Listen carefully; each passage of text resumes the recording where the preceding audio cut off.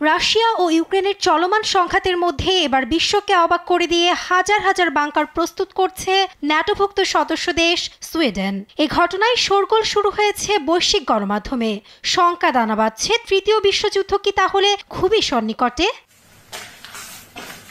Daily মেইলের প্রতিবেদন বলছে, সম্ভাব্য যুদ্ধের প্রস্তুতি হিসেবে নিজেদের প্রতিরক্ষা কৌশল ও প্রতিরক্ষা ব্যয় দুই বৃদ্ধি করছে সুইডেন। এরই অংশ হিসেবে বেসামরিক প্রতিরক্ষা বাংকারগুলি সংস্কার কাজে প্রায় ৮০ লাখ পাউন্ড বিনিয়োগের ঘোষণা দিয়েছে স্টকহোম, যা পারমাণবিক যুদ্ধ থেকে নিজ দেশের ৭০ লাখ মানুষকে আশ্রয় দিতে সক্ষম।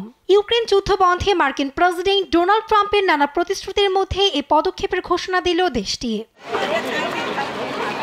যদিও রাশিয়ার সঙ্গে সীমান্ত ভাগ করে নেওয়া স্ক্যান্ডিনেভিয়ান দেশটিতে ইতিমধ্যেই রয়েছে ৬৪,০০০ বাংকার, যা অন্য যে কোনো দেশের তুলনায় অনেক বেশি।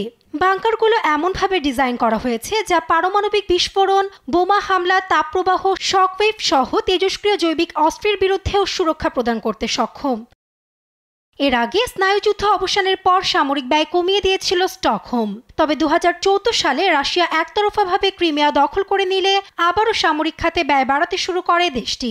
গেল নভেম্বরে ১ লাখ লিফলেট বিতরণ করে যুদ্ধের জন্য বাসিন্দাদের প্রস্তুত থাকারও আহ্বান জানায় সুইডিশ প্রশাসন।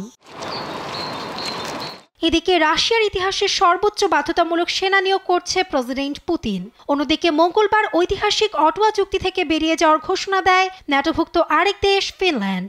সেই সঙ্গে ২০২৯ সালের মধ্যে প্রতিরক্ষা ব্যয় বাড়ানোর ঘোষণা দেয় দেশটি। ঠিক একই সময়ে সুইডেনের বাংকার প্রস্তুতির এই মহাআয়োজনকে বিশ্বের নতুন সংঘাত সৃষ্টির শঙ্কা হিসেবে দেখছে নানা মহল। নাসরিন আক্তার, নিউজ ডেস্ক, দেশ টিভি।